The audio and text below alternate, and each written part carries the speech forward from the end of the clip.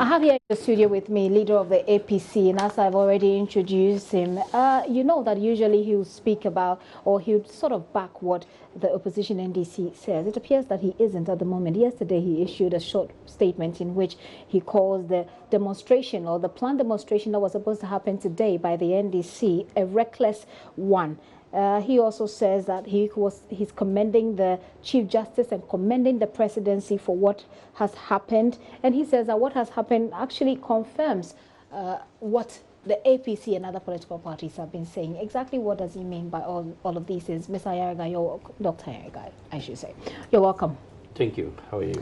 Yes, I'm not bad at all, except for the very sad day it's been for all of us here as Ghanaians. Let me first of all ask you why you thought it was necessary in the first place for you to put out that statement yesterday, just when the story broke about the removal of the electoral commissioner, or the chairperson of the electoral commission. I think that we all know what happened in the 2016 general elections when APC and other political parties were disqualified. We made it clear that it was not a technical knockout, but it was more of a personal issue rather than a technical knockout. So you're taking this out on her personally? You're also attacking her personally? I mean, is this this is a personal fight? You see it? I think this was more of a personal one than more of a technical one, because out of 432 applicants who endorsed the APC, 2 endorsed PNC and endorsed the APC at the same time. And the electoral commissioner drew our attention to it and said we're disqualified based on that. And we told her that we do not have a database or a collection of database where one can verify who actually endorses who and who didn't. So we went to court, and the court asked that we've given the opportunity to contest. But she refused again without no reasons. So if you heard me then, I made it clear that she was biased, she was not fit, she was incompetent, and many others, which I do not want to repeat. So here biased, again. Unfit, incompetent, in your words, these were the way you described her back then in 2016. Yes. And that is why you're commending the presidency and the electoral and the Chief Justice for the action taken? Because none of my words went out of order. Today, she herself has proven to the whole world that she's incompetent. What in your description fits incompetence? Because from the reasons that we're seeing so far, she has breached procurement laws. That's part of. But your incompetence, the incompetence you were referring to at the time, had nothing to do with procurement. It has something to do with the inability to look into the documents properly and act professional, in a professional way or manner. Are you with me? We have contested an election before. We know the integrity and the dynamics in filling a form. And one cannot just say, because, look, two people endorse you and endorse another person, you should not be given the opportunity, or the party should not be given an opportunity to have a political leader in that elections. APC is the only political party so far under Madam Charlotte Osei to be given a final certificate. But she organized an election that was successful. She did organize a successful election. Your issues with her bordered on the election and the electoral process of which you were a part. Now, the basis on which she has been removed, which you're hailing, by the way, your party is hailing, like I'm saying again, has nothing to do with the elections. They have not been. They have not cited her inability to conduct elections or be effective at her job. Safe to say that she. If your finger is infected by a virus, and you say that because my finger is infected with the virus, I will not cut it off, and you allow it to continue, what is going to happen? That it will swallow and it will affect the rest part of the body. The process in which she took against the APC. One way of incompetence. I see. Are you with me? Because if she was competent, she wouldn't have gone that way. Okay, so but you do have personal scores to settle with the person, not the electoral commission. I was not talking about the personal issue. She brought the personal issue out, but I was talking of the professional level of her conduct. But then you use very unprintable words to describe her back then. Because she used very derogative words to describe me.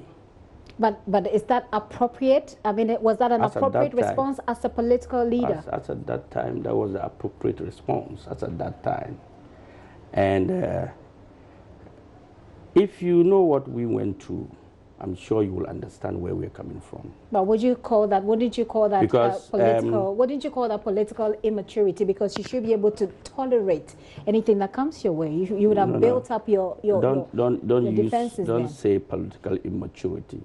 It is better you understand the dynamics before using certain words. I'm asking you. No, it is wouldn't not. You call because it that? It's not. Okay. It's not political immaturity.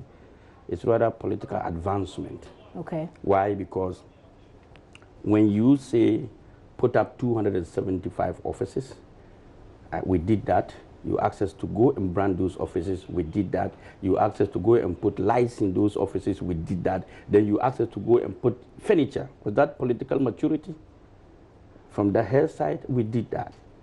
And then we qualified to contest an election, we send out a document, and you say, you sit in your office and agree that because of the ignorance of two people, which you were supposed to educate as an NCCE of a boss, you couldn't do that. Then you turn around and disqualify all these political parties. In any case, what is the purpose of the EC? The purpose of EC is to collaborate and allow broader participation of political parties. But instead of she allowing that, she was rather fighting the political parties, not to give them the opportunity to contest, by thinking that she was going to streamline 3 or 4 political parties to contest the election. Okay. Who gives her that opportunity and that power? Now she's out. Now the NDC is saying that they are going to demonstrate, which couldn't come off today. Whether it comes out of law, I will advise. Why did you have issues with the NDC's demonstrations? I think that if they have the energy, the resources, and the power to demonstrate against the removal of Madam Charlotte Osei, they should channel it in making sure that their grassroots is properly organized, so that they can have better constituency elections. Mr. Ayariga, I'm coming. Rather than wasting our time and everybody's time and our ears to go demonstrating of unnecessary demonstration. We didn't hear the NDC when other political parties were disqualified in the 2016. Were they happy when the EC disqualified us? Did they come out to say that the disqualification was not right and that you're known, Mr. Ayariga, you're known to be a very a proponent, if you like, of most of the positions that the NDC has held. Did you ask them this back then in 2016? I don't need to ask them. You but don't? They should know. If they think that the EC, the removal of EC is politically motivated, then let me tell them the appointment of the EC was also politically motivated. It's square, so let it go. Is that good for our country? Is that good for the governance of this country and for our democracy? Who appointed the EC? No, I'm talking about the way you're analyzing it. It's now my question is about your analysis. If you say it squares out, because if you're saying that her removal is political, has to do with some sort of political shenanigans, then it means that your appointment of her in the first place was as a result of political shenanigans. So it squares out. And I'm asking you, as someone who wants to govern this country, is that a good thing for our politics? Is that a good thing for our democracy? Is that a responsible thing for us to? I think that you need to ask why I'm saying this, and I'll tell you why. Was the president who appointed her then, was he a pastor? He wasn't a pastor. He was the president of the Republic of Ghana. And he had the power to appoint. The one who removed her today, is he a pastor? Or is he a malam? No. The same rules and regulations in which we use to appoint her is the same way that we use to remove her from office. The pastors didn't come and say, Mr. President, take her out. A petition was brought from her office, from within, not the APC brought that petition or the MPP. They should take the political parties out of this. This was an opportunity given to a lady who should be able to use that opportunity as an example for other ladies to get better opportunities. But she abused it. She went on the different grounds. She became too arrogant, too powerful, and think that no, she wouldn't listen to anybody. When the court even defied the judgment and asked her to allow the APC and other political parties, she went on her own, asked the electoral commission whether she was able to issue a letter or a response to the APC for the reason why they were disqualified for the second time. You see, what comes around goes around, and nobody has monopoly of power. Don't think we are all current leaders. We can never be permanent leaders. You say that Ghanaians should, instead of seeing this as some sort of political, once again, comes back to political manipulation, Ghanaians should see this as an opportunity to bring reforms at the Electoral Commission. What sort of reforms are you referring to? I'm thinking, look, I think that a lot has happened in the Electoral Commission. The chairperson attacking the deputies attacking the chairperson. This is not good for our democracy. This is an institution that is supposed to be independent and have certain rules and regulations governing them. But when you look at the accusation of counter-attacks on each other, I think we should look at certain reforms of how one is supposed to be appointed, the rule governing it, and the character of the person, not just because you know the person, you like the person. We need to have a background check of that person to see whether the person is really qualified to occupy that position, irrespective of where that person is coming from. Okay, let me ask you this. Your response, your immediate response when the news broke yesterday has given people cause to ask whether or not you are in bed with this governing party, the NPP. No. Have you fallen out with the NDC? I wasn't with the NDC. You weren't? No. You sounded pretty much like you were back then. That because you don't understand the concept of philosophies of political parties. When you are a socialist political party and you have another political party campaigning on that level of socialism, both of you will be defending the same ideology and philosophy. So someone sitting somewhere would think that, yes, you are defending the other party, but in a nutshell, you are defending the philosophy and the policies of your party. Right now, the APC is a liberal principles party that believes in capitalism and socialism. So right now, you'll be seen as defending... You believe in capitalism and socialism, so yes, you believe in NPP and NDC. Yes, so you'll be seen as defending both some policies. So you want to put both legs in both parties? No, we think that at this time, this is what we need as a nation. Because over the years, we've divided our front. And because we've divided our front, we've lost the strength. When you divide your front, you lose the strength. You lose the power. So right now, what we need is a party that gives opportunity for people who are coming from the capitalist side or socialist side, an opportunity to come together to manage our economy without having doubts. Well, since you have one leg in the NPP and one leg in the NDC, let me ask you this. The press release that she's just brought out today, there's a part which is in the very last paragraph where she says that she still holds the view and believes that our country deserves an electoral commission that is truly independent, unbiased, free, fair and firm, and can fight off all attempts to politically capture, manipulate, influence and control it. These were the things, and you do agree that if you are, hold on, that if you are at the Electoral Commission, you're chairing the Electoral Commission, it is no easy task. And you do agree that she had to be firm and she had to defend her decisions and she had to make sure that people do or did the right thing. Don't you think that there has been, I mean, she's been working very hard against this manipulation, influence and control that she talks about in her press release today?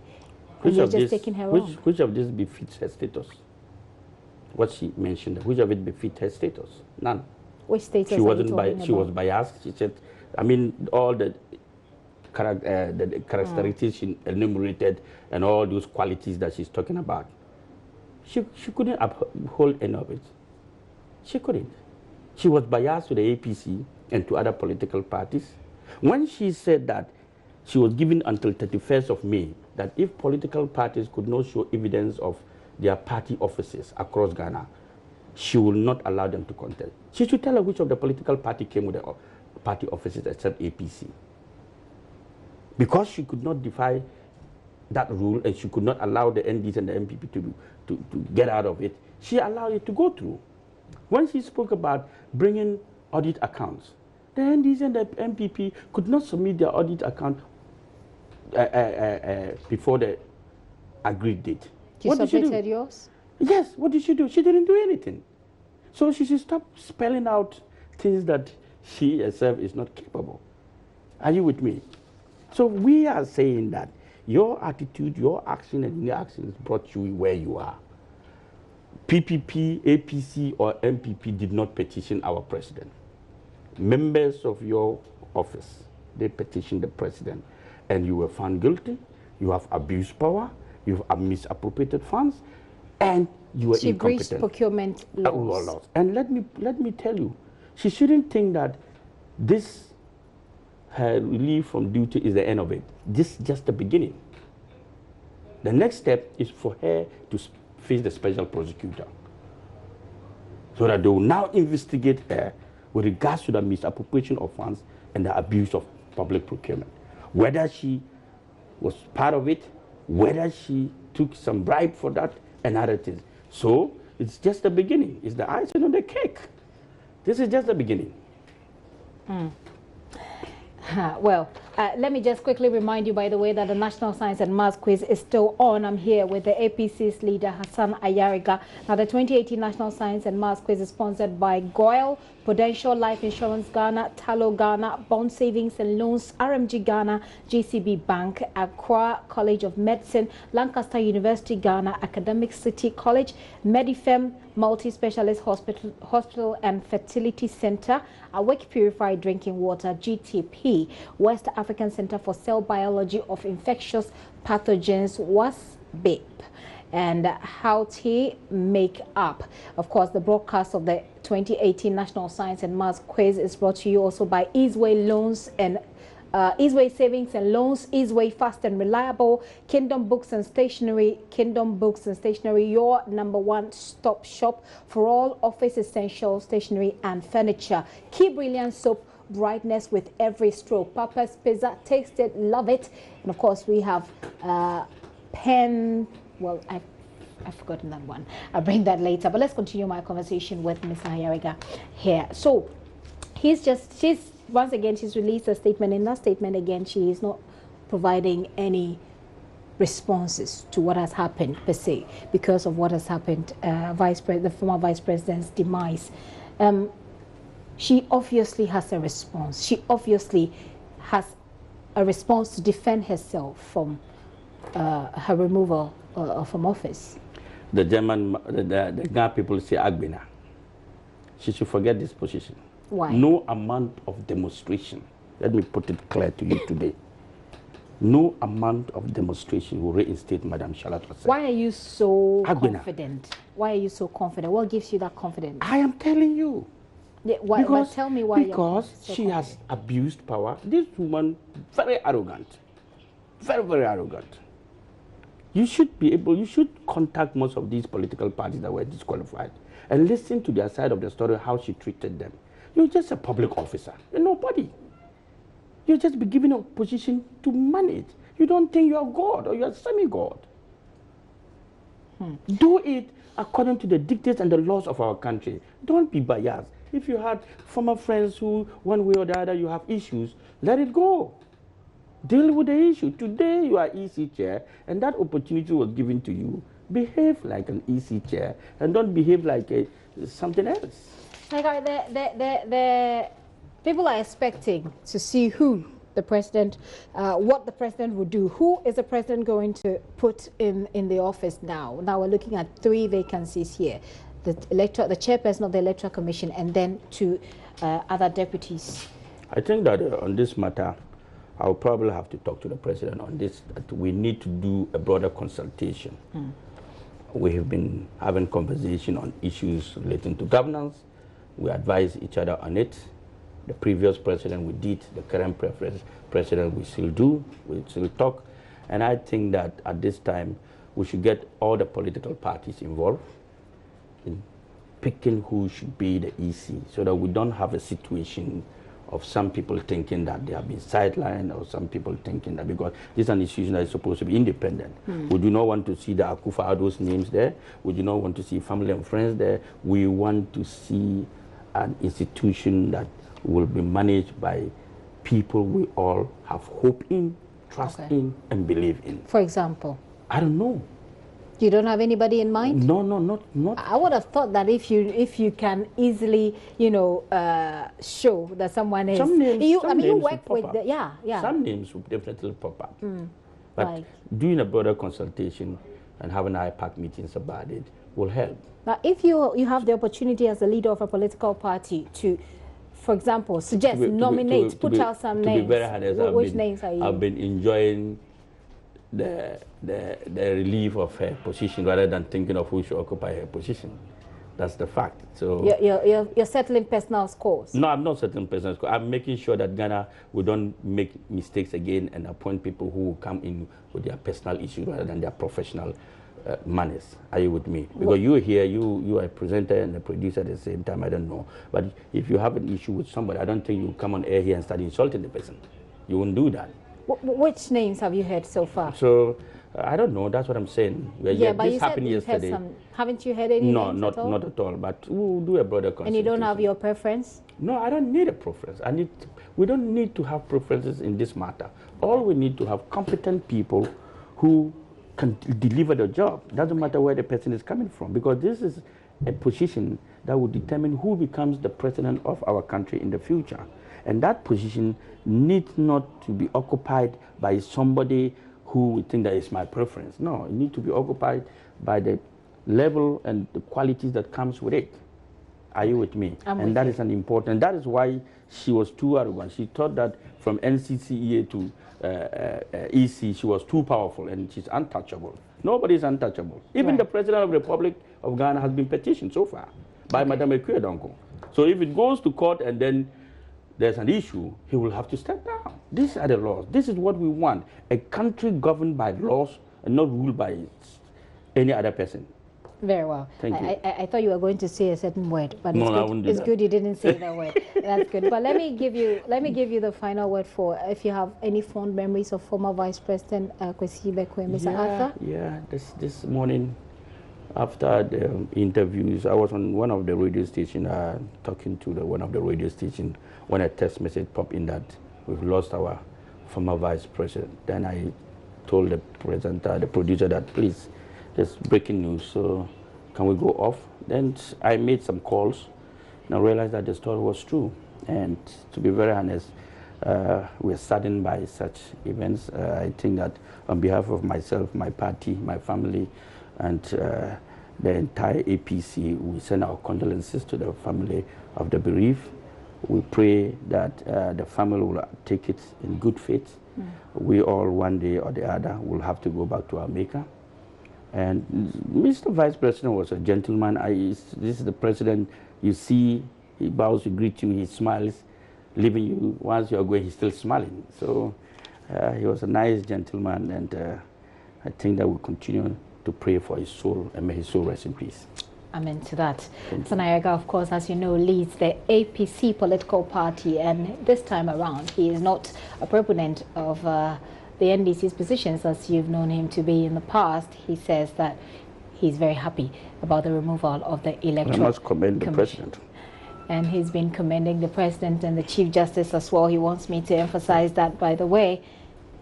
We're still waiting to see what the president does and who gets to be the Electoral Commission chair of Ghana and who those deputies will be. He's still watching the polls with me, Gifty and up here. A quick break.